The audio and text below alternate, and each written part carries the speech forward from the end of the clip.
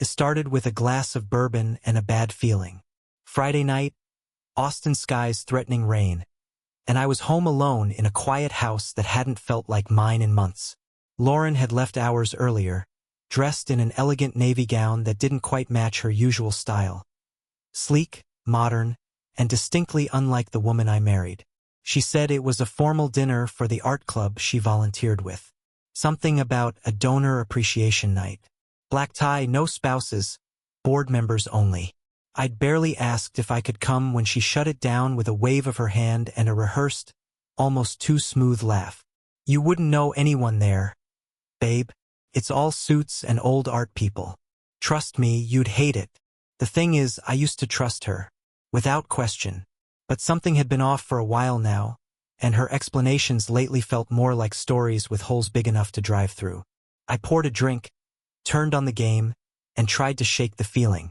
But every time I looked at the empty spot next to me on the couch, my eyes drifted toward the clock. 10 minutes passed, then 20, then a full hour.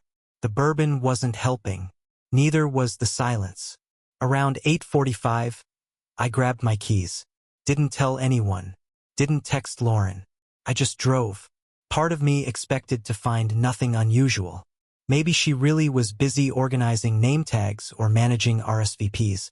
Maybe this was just me being paranoid. But even as I parked outside the venue, a fancy downtown hotel with valet-only parking and too much gold trim, I knew I wasn't there by accident. The lobby was elegant, sterile. Tall ceilings, an overpriced bar, and the faint smell of something floral pumped through the vents. People milled about in gowns and suits, sipping champagne, laughing in that performative way rich people do when they're trying to be seen. I didn't check in. I didn't need to. My feet led me halfway toward the ballroom, then stopped near the lobby's marble staircase. That's when I saw her. Lauren. She stepped out from the VIP lounge just to the side of the main event space. Her hair, usually styled to perfection, was tousled in a way that wasn't entirely accidental. She glanced around, didn't see me, and smoothed the fabric of her dress over her hips like she was pulling herself back together. Then I noticed the red mark on her wrist.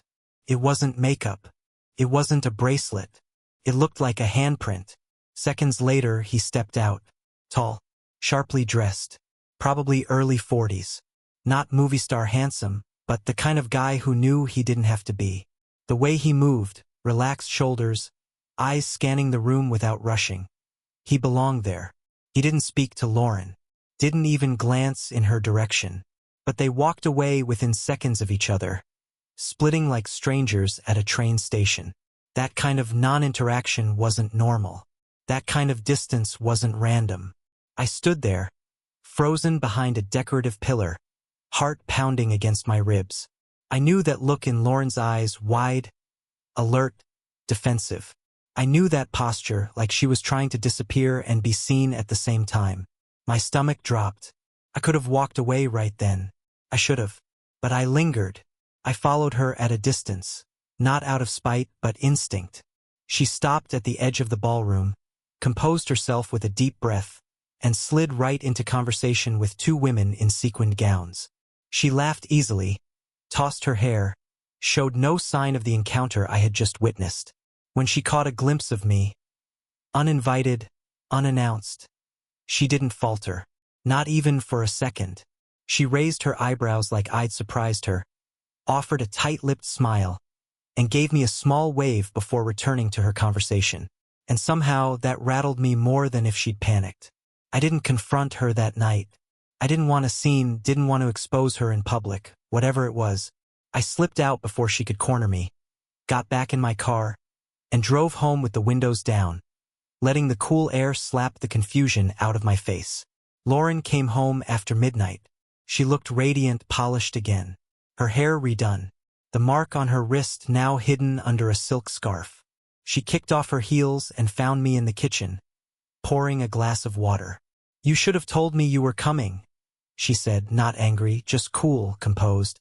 "I didn't want to ruin the surprise," I replied flatly. She walked over, kissed my cheek, and offered the kind of smile that's meant to disarm. "Sorry if it looked weird." One of the servers spilled wine. Got a little flustered. I slipped into the lounge to clean up. That's why I looked messy. She touched the scarf. And this? I knocked into a table. It was nothing. Every word was delivered smoothly. A little too smoothly, like she had practiced it on the ride home. I nodded slowly. Right? Nothing. She kissed me again. This time on the lips. Felt like a performance, not a connection.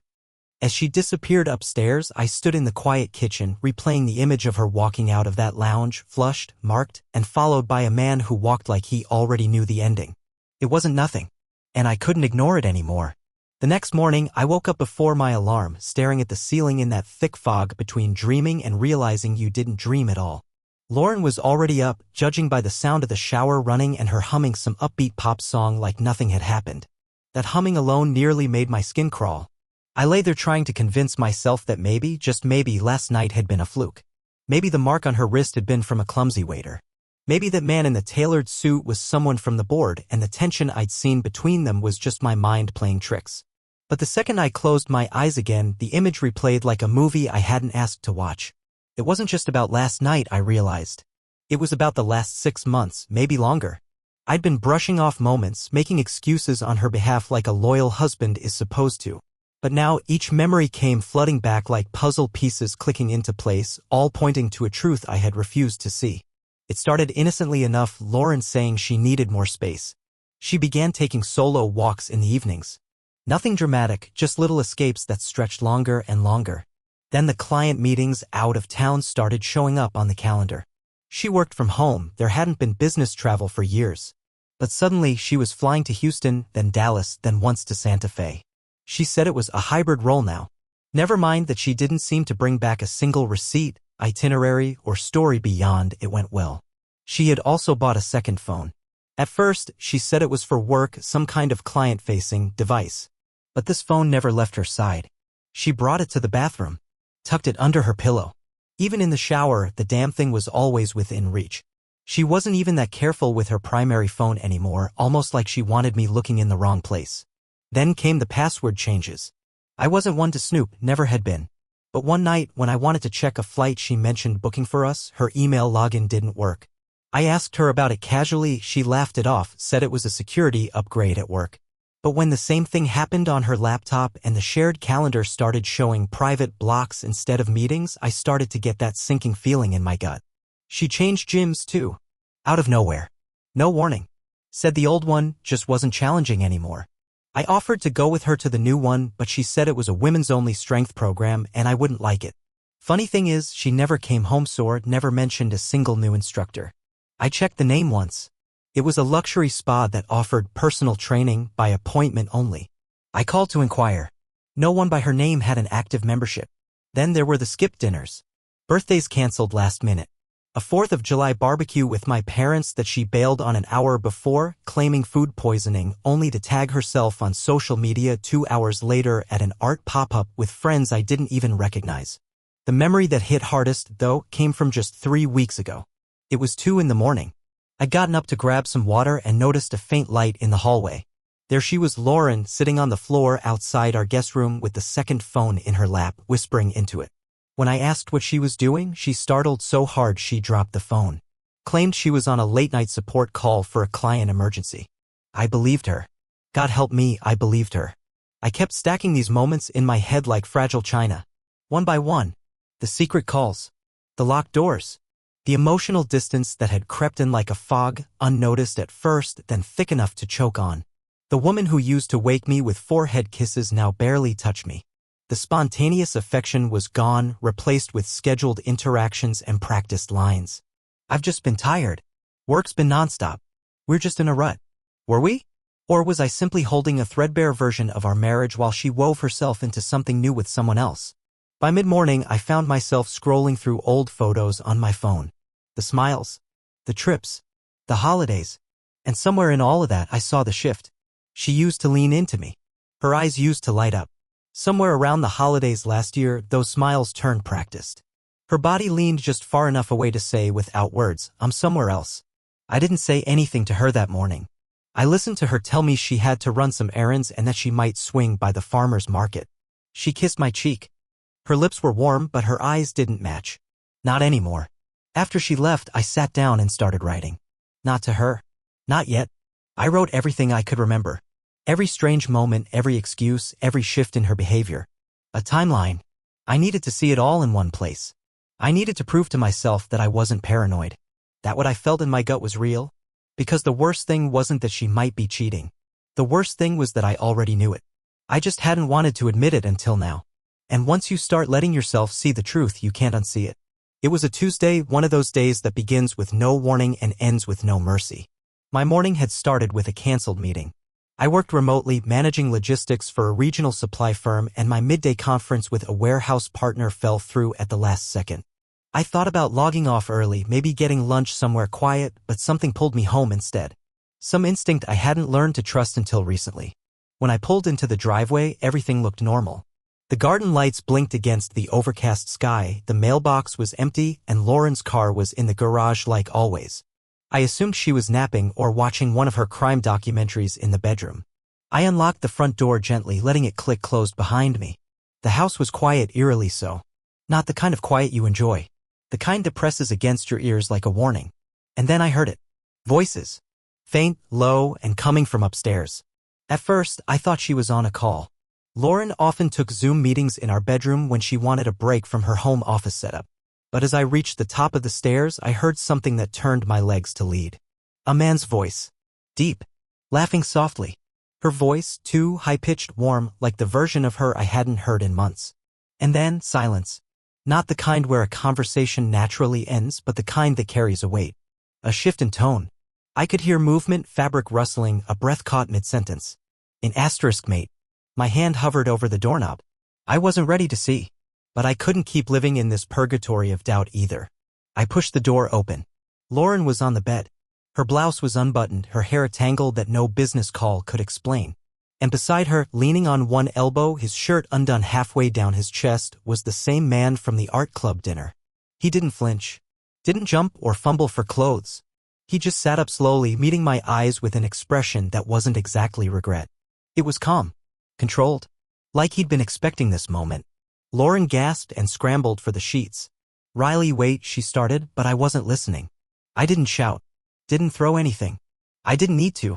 I turned, walked down the stairs, grabbed the small overnight bag I always kept packed for quick trips, and left. There are moments in life when confrontation becomes meaningless. This was one of them. She had already told me everything I needed to know long before I opened that door. Her avoidance, her excuses, the two lives she had been juggling under one roof. All of it had led here. I drove aimlessly for an hour before checking into a modest business hotel off the highway. It wasn't fancy, but it was clean and quiet. I sat on the edge of the bed and stared at the beige wallpaper, the silent television, the stack of unread texts that began flooding in. I didn't answer any of them. That night, I lay in a stranger's bed, fully clothed, staring at the ceiling, wondering how long I had been the last to know. Or worse, how long I had known and chosen silence over truth. In the days that followed, I went dark. I needed distance. Space to think. I turned off notifications, set up an auto-reply on my work email, and started making lists. Practical ones at first, bank accounts, legal documents, shared property. Then emotional ones, what I was losing, what I was keeping, what I had given away without realizing. Lauren's messages came like clockwork. Some angry. Some pleading. Others written like nothing had happened at all. I know you're hurt. But please, let's talk. It wasn't serious. Can we just be adults about this? Each one chipped away at what little illusion I had left. She was more worried about damage control than the damage itself. By Friday, I returned to the house to gather more of my things. She wasn't there.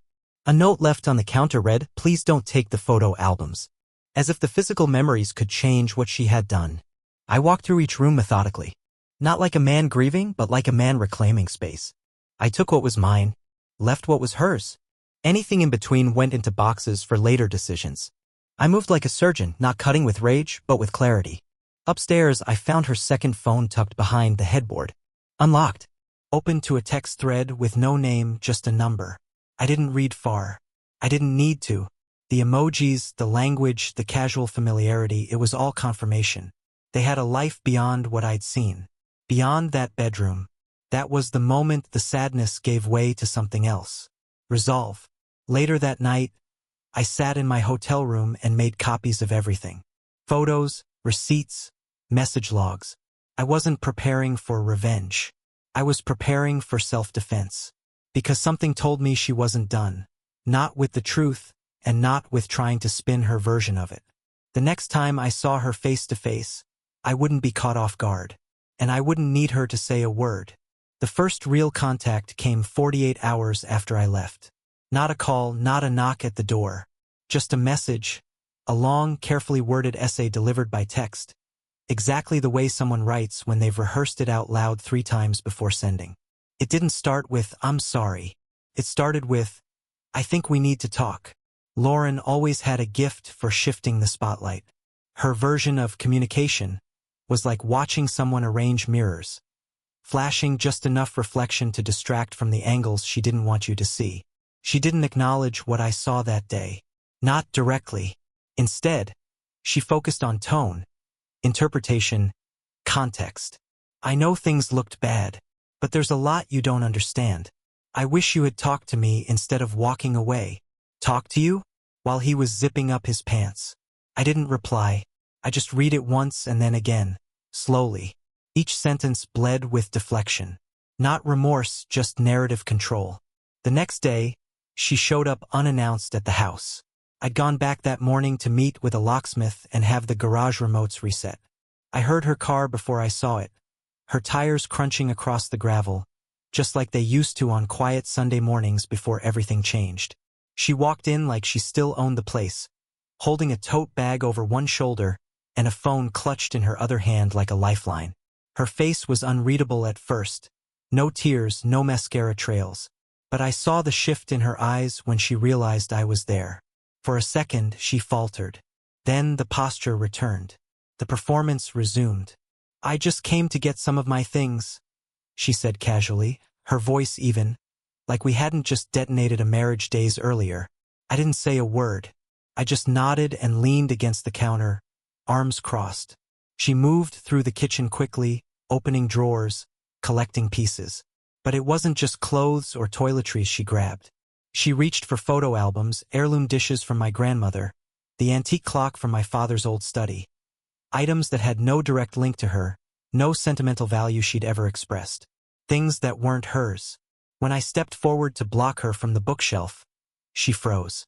"That's mine," I said simply, nodding toward the framed map of the Pacific Northwest. "You never cared for it." She hesitated, then drew back like someone who had just touched something hot. Her next move was sharper. She dropped the tote bag with a thud and turned on me. "You think you're the only one hurting here?" she snapped.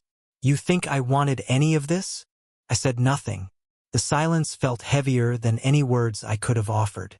"I gave up so much for us, Riley," she continued, pacing now. "I compromised more than you ever saw.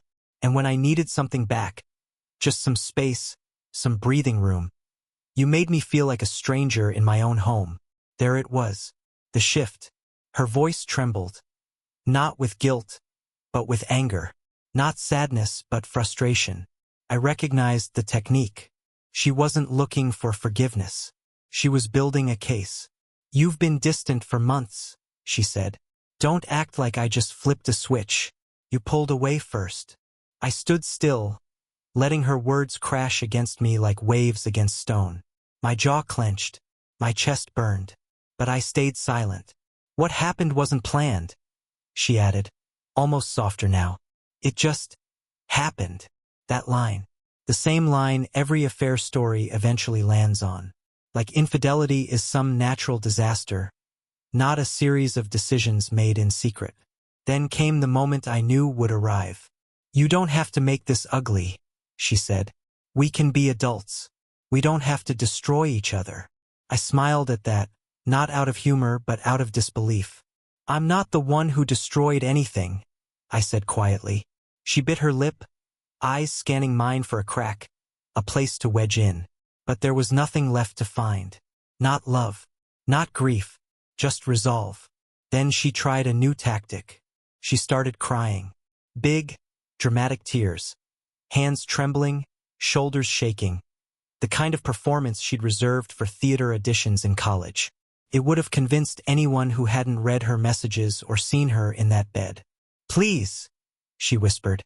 Can we just go back? Just reset for a minute? We don't have to make decisions right now. We already did, I said. You just made yours first. Her tears slowed. The mask slipped. For a moment, I saw something raw fear, maybe. Or maybe just the weight of a plan unraveling. She knelt down to gather the items she'd dropped, hands shaking now for real. Her phone buzzed in her hand. She looked at it, then tucked it into her pocket. I didn't need to see the screen. I already knew whose name it flashed. I'll come back later, she said quietly, turning toward the door. You won't, I replied, and walked her out without touching a thing. Outside, her hands trembled as she fumbled with her keys. She climbed into her car like someone fleeing a crime scene. No final glance. No parting words. Just the slow roll of her car down the street until it vanished around the corner. I locked the door behind her. Then I did something I hadn't done in days. I exhaled. A full, unbroken breath. Because for the first time since this started, I realized something important. She had lost control. And I wasn't going to give it back. A week after I locked the door behind her, just as the silence was starting to feel familiar, my personal life bled into my professional one. It came in the form of an HR email. Polite, clinical, almost apologetic in its wording. We've received a formal complaint regarding your behavior from an anonymous source, it began, and are required to initiate a preliminary review. At first, I thought it was a phishing scam. I hovered over the sender address, expecting a shady link. But it was real. My company's actual HR department. My actual name on the report. Real accusations, specific, strategic, and just ambiguous enough to sound believable to someone who didn't know me. Toxic leadership. Intimidation. Creating a hostile work environment. The phrasing was textbook, the kind you'd find in a corporate policy manual. But one paragraph stood out, and not because it was professional. It was personal. It described a conversation I'd had 2 months ago with a junior analyst on my team, a conversation no one else was present for. A harmless moment about workload and deadline flexibility. Something I'd forgotten about entirely.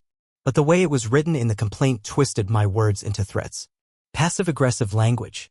Bullying undertones. A subtle implication that I targeted vulnerable team members. That's when it hit me. Lauren. She didn't just want to leave damage behind, she wanted to burn the bridge while I was still standing on it. The language was too familiar. The structure too clean. I knew her voice even when she used someone else's name. What chilled me wasn't just the complaint. It was the effort. The precision. She wasn't throwing a tantrum, she was building a paper trail. Trying to dismantle my credibility where it mattered most, in the one place she'd never belonged but knew would hurt me to lose. I sat in my home office, now cleaner, more organized since she'd left, and opened a file I had labeled weeks earlier but hadn't touched until that moment, contingency. Inside were notes, **TS, timelines. Not out of spite, but out of caution. I had documented every strange moment, every late-night call, every excuse. I didn't know exactly why at the time. Maybe I had felt the shift before it happened. Maybe I knew I'd need receipts one day. I gathered my response. Calm. Detailed. Professional. I listed the dates of my interactions with each team member, mentioned attached emails confirming follow-ups and positive feedback, and even attached anonymous performance reviews that contradicted the narrative. Then, quietly, I added a personal statement. It wasn't defensive. Just honest. There may be circumstances outside of work that have influenced this situation, I wrote.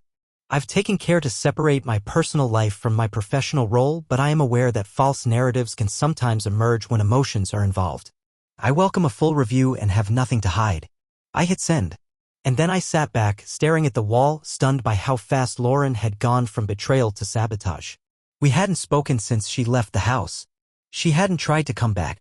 But this was her attempt to keep me tethered. Not by love, not even by anger, but by risk. It was never just about breaking us. It was about controlling the story after the fall. I started retracing the past few months from a new angle. Things I had ignored now took on new weight. The way she asked subtle questions about my coworkers. The time she glanced through my emails while pretending to borrow my laptop. The curiosity she showed about my manager's name, title, and department. Back then, I had chalked it up to simple interest. Now, it felt like research. She'd always been good at framing. During arguments, during social events, even during our counseling phase 2 years ago. She knew how to bend perception, how to cry without being questioned, how to admit just enough fault to appear honest without surrendering control. I realized then that she wasn't spiraling. She was executing. And she had underestimated me. Because while she'd been plotting her storyline, I'd been preparing my truth. That night, I contacted a close colleague, one I trusted. I told him what was happening, showed him the complaint, my response, the documentation. He read every word, slowly, carefully, then looked up at me with something between disbelief and disgust. "This is a hit job," he said. "You know that, right?" I nodded. "I do now." He offered to speak with HR to provide a statement. He wasn't just an ally, he had seniority, influence. And more importantly, he knew my character. Over the next few days, more pieces fell into place. The review remained open, but HR's tone changed. The urgency faded. The meetings became shorter. I could tell they were seeing through it. My documentation was too clean. My reputation too consistent. And then suddenly the updates stopped. I didn't hear from HR again for 5 more days. Then came the email. "The complaint has been reviewed and closed. No further action required." Just like that. No apology. No explanation. Just a subtle admission that someone had tried and failed to *p***nize my work against me. But the damage wasn't in the report. It was in the realization. She was willing to risk my livelihood, my career, not out of revenge but out of habit, out of reflex. She couldn't control the ending of our relationship, so she tried to script my downfall somewhere else. That's the part one hadn't fully accepted until then. Lauren wasn't just a partner who made a mistake. She was a person who, when cornered by truth, responded by reaching for other people's levers. This wasn't love. It had never been about us. It was always about her. 10 days of silence passed before Lauren showed up again. No warning, no text.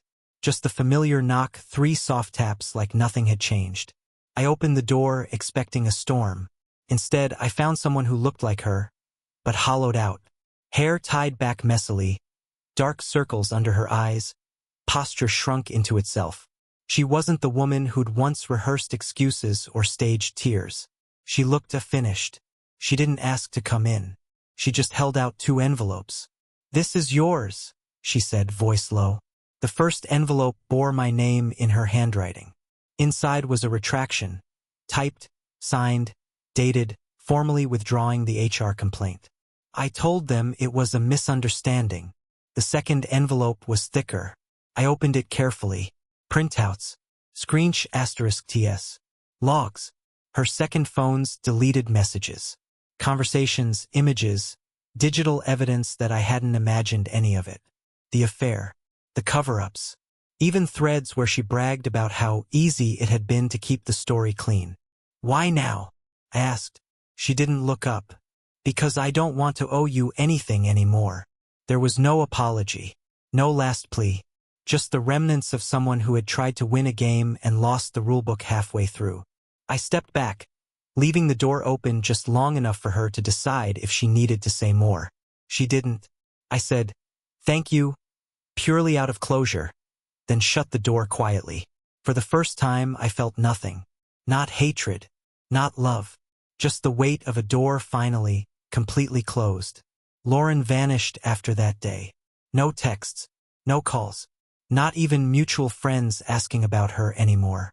If she posted on social media, I wouldn't know. I stopped checking. The curiosity was gone, replaced by a calm I hadn't felt in years. I moved offices, fresh start, new team, different floor. The HR debacle left no stain on my record, but I didn't want to work in her shadow. I repainted my home office, changed my routines.